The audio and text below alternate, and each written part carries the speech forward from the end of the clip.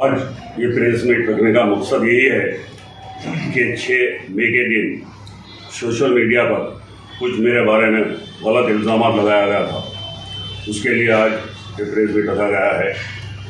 आप सब लोग ये जानते हैं, खासकर शहर हैदराबाद और बहादुरपुर असम्बली हल्का किशनगंज डिवीज़न पर सारी अवाम मुझको से वाकिफ़ हैं कि मैं किस नेचर का हूँ, किस फितरत का हूँ। कोई शख्स मेरे बारे में बहुत गलत इल्ज़ाम लगाया है, उसकी क्लियरिंग के लिए आज रखा गया है। मैं वहाँ का ख़दीम 200 साल पुराना रहने वाला हूँ। मेरे वालिद कुतुब शाही मस्जिद के सदर हैं और मेरे दादा भी सदर थे। हम लोग वहाँ के ख़दीम हैं और हम लोगों से मिलजुल कर रहते हैं और बहुत ही इत्तेफाक से रहते हैं। मैंने कभी किसी के संग बदअखलाक़ी नहीं की और मुझ पर काफ़ी गलत इल्ज़ाम लगाया गया है, उसके लिए आज मैं प्रेस मीट रखा हूँ। यही कहते हुए मैं अपने सरफराज खान और शाहनवाज खान साहब। कैसर भाई, आपके ऊपर रूमर्स फैले हुए कि आप भागे हुए हैं बोल के। जी नहीं, मैंने भागा हुआ है। कैसर भाई, मैं आप लोगों के सामने मौजूद हूँ और ऐसे ही मैं मौजूद था। गलत इल्ज़ाम लगाया गया है मेरे पे, काफ़ी गलत इल्ज़ाम लगाया गया है।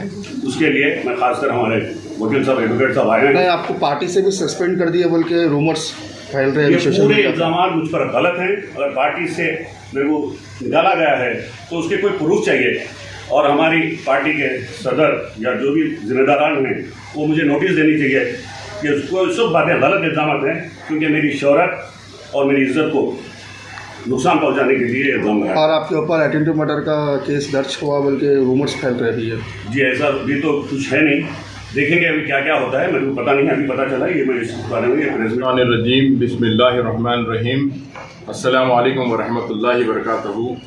तू इधर उधर की बात ना कर, पहले ये बता कि काफिला क्यों रुका। मेरा रहजनों से कोई गिला नहीं, तेरी रहबरी का सवाल है।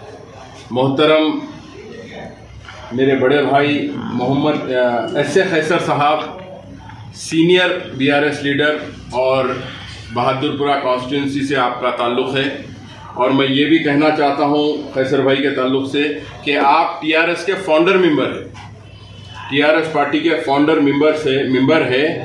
सब में पहली बात मैं ये बोलना चाहता हूँ कि ये प्रेस कॉन्फ्रेंस एस.ए. कैसर साहब रखने की वजह ये है कि चंद अनसोशल एलिमेंट्स जो अपने आप को BRS पार्टी का लीडर कहलाते हैं, हाँ, जो जिसको लीडर की स्पेलिंग नहीं आती, जिसको जो है अलिफ का पेन लेके अलिफ लिखने या ए लिखने नहीं आता, वो शख्स अपने आप को जो है कोई कॉन्स्टिट्यूंसी का लीडर बोलता, कोई डिवीजन का लीडर बोलता। वो शख्स आके जो है मेरे बड़े भाई एस.ए. कैसर साहब के ऊपर फॉल्स एलिगेशंस लगा के, हाँ, धारा 307 के तहत आपको केस बुक करता। हाँ, केसों से डरने वाले का नाम एस.ए. कैसर नहीं है। मेरी आप कान खोल के बात सुन लीजिए। जब तेलंगाना अलग हो रहा था तो पीठ पे लाठियां खाए और जो है कई सारे दफे लगे, कई सारे केसेस बुके, जेल के सल्लाखों के पीछे गए उन्होंने। हाँ, उसके बाद जो है अब आके ये आंख मुचेली का खेल खेल रहे हैं आप। 302 लगा दिए, 307 लगा दिए, उन्हों फरार है, इन्हों सस्पेंड है। तुम्हारे बाप की जागीर है। हाँ, बहादुरपुरा कॉन्स्टिट्यूंसी किसी के बाप की जागीर नहीं होती। फाउंडर मेंबर है बहादुरपुरा कॉन्स्टिट्यूंसी में कि BRS का झंडा गाड़ने वाले शख्स का नाम एस.ए. कैसर है। समझे आप? हाँ, क्या चुड़ी का बच्चा समझ रहे हैं आप? लेके आके केसा बुक कर दे रही। मेरा ताल्लुक कोई BRS पार्टी से नहीं है। मैं गुलामाने मुस्तफ़ा कमेटी का जिम्मेदार हूँ। मोहम्मद सरफराज खान नाम है मेरा। मैं गुलामाने मुस्तफ़ा कमेटी का सदर हूँ। आप मेरी विजयनगर कॉलोनी में ऑफिस भी है, आइए।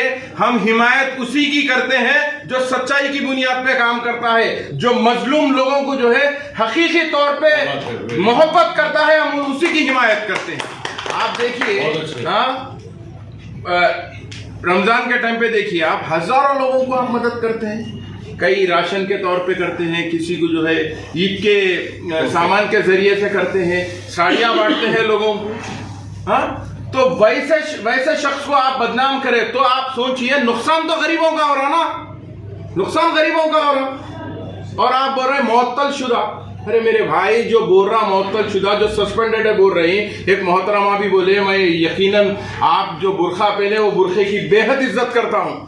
मोहतरमा, जो आप बुरखा पहने ना, बुरखा एक मिल्लत इस्लामिया का अहम असासा होता है। आप बुरखे के ऊपर बोले, मैं इस वजह से आपको इज्जत से बात कर रहा हूँ कि आप ये बोले कि उन्होंने मुअत्तल शुदा है, आपके घर की है बीआरएस पार्टी, कि आप घर में बैठ के सस्पेंड कर दिया कैसर भाई को? हाँ, शर्म आना आपको बोलने के वास्ते। Honourable home minister Mohammed Mahmood Ali साहब माइनॉरिटीज के इंचार्ज है, अगर उन्होंने चाहे तो सस्पेंड कर सकते हैं आप। और मेरा ये प्रेस वालों के जरिए आपसे भी सवाल है कि आप खुद जाके महमूद अली साहब से पूछिए कि भाई ऐसे खैसर साहब जो बहादुरपुरा कॉन्स्टिट्यूंसी से ताल्लुक रखते हैं, उन्होंने सस्पेंडेड है या सस्पेंड करे उनको या नहीं करे, बल्कि अगर नहीं करे तो उसके ऊपर। और दूसरी बात, ऐसे खैसर साहब से मेरे 4-8 दिन से बात हो रही, मैं खुद रुकाया, भाई ये जो है आप कीचड़ में पत्थर मार के आपके ऊपर कीचड़ क्यों उछालते हैं?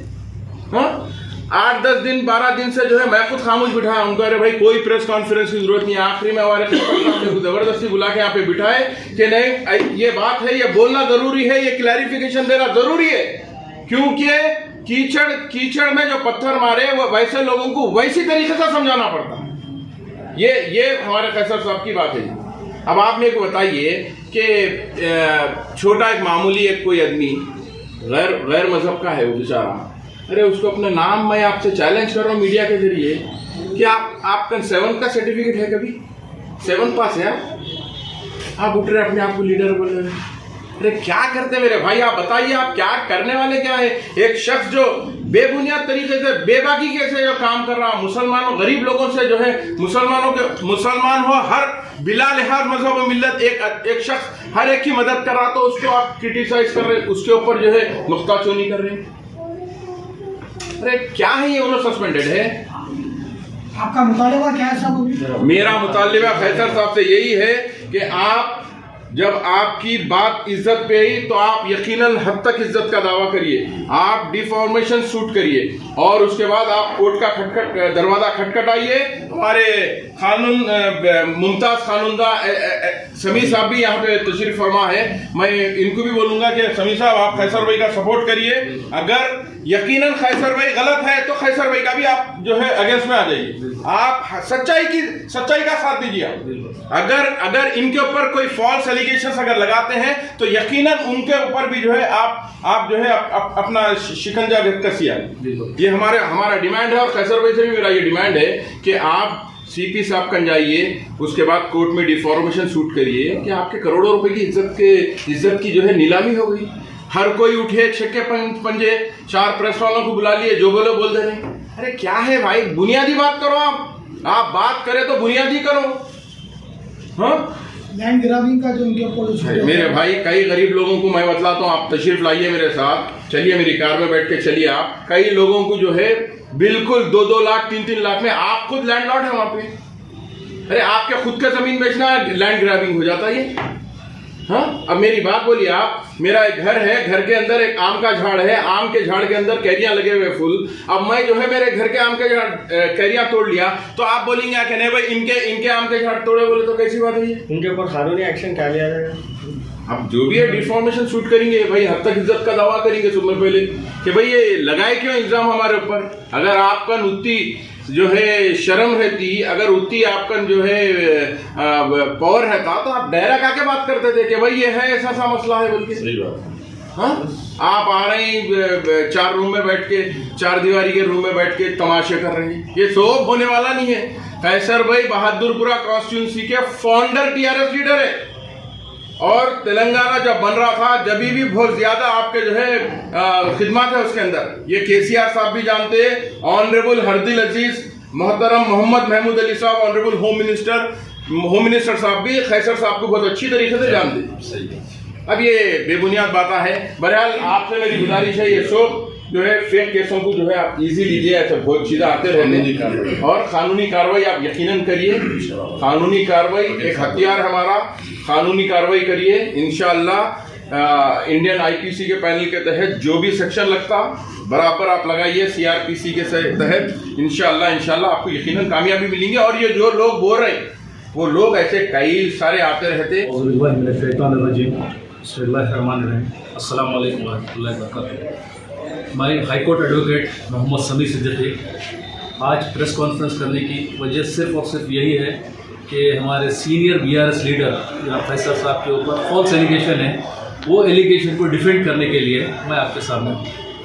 सी एवरी एविडेंस, हर एविडेंस के लिए उसके साथ आपको डॉक्यूमेंटरी एविडेंस होना चाहिए। हर एलिगेशन के लिए एविडेंस होना।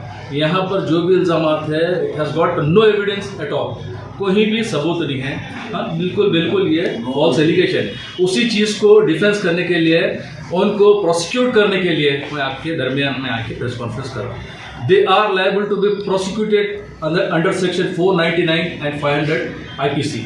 और वो लोग को डिफेमेशन सूट, जैसा कि राहुल गांधी भी आज सस्पेंड हो चुके हैं सिर्फ और सिर्फ डिफेमेशन की वजह से। वैसे ही जो आप पर फॉल्स एलिगेशन लगे हुए हैं उसके साथ में कोई भी एविडेंसेस नहीं है, तो वो क्लियरली प्रूफ है कि भाई ये फॉल्स एलिगेशन है और उसको कंपनसेट करना पड़ेगा उन लोग को।